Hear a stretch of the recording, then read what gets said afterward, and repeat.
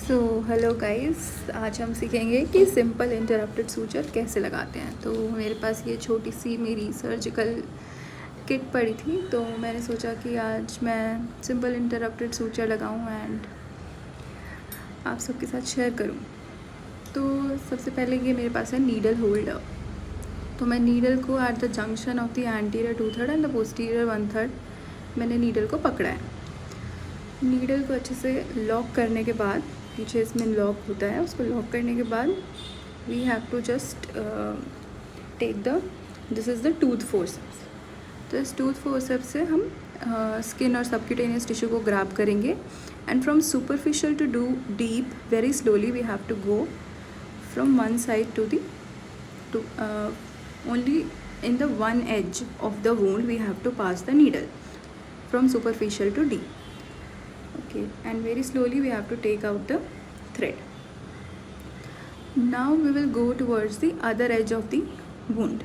In the same manner we have to grab the needle at the junction of the 1/3 and 2/3 and उसके बाद हम दूसरे as से भी नीडल को हमें ऐसे ही निकालना है, but that is from deep to superficial. So now मैंने नीडल को डीप टू सुपरफिशियल में लेके आई हूँ और मैं स्किन को सपोर्ट कर रही हूँ with the help of the forceps. Now I will take out the needle. So now we have to tie the surgical knot to close the wound. So हम थ्रेड को वाइंड करेंगे around the needle holder 2 to 3 times and we will grab the other end of the thread. और अब हम surgical not tie कर देंगे.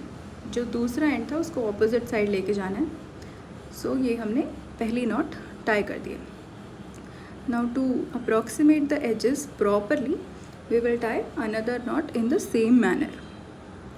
फिर से हमने थ्रेड को वाइंड किया अराउंड द नीडल होल्डर, दूसरे एंड को ग्रैब किया and we will take it to the opposite side. Now see we for more approximation we can again tie one more knot. In the same manner we have to take the thread to the opposite side. So now I have tied 3 surgical knots. The wound is sutured. Thank you. I hope you like the video.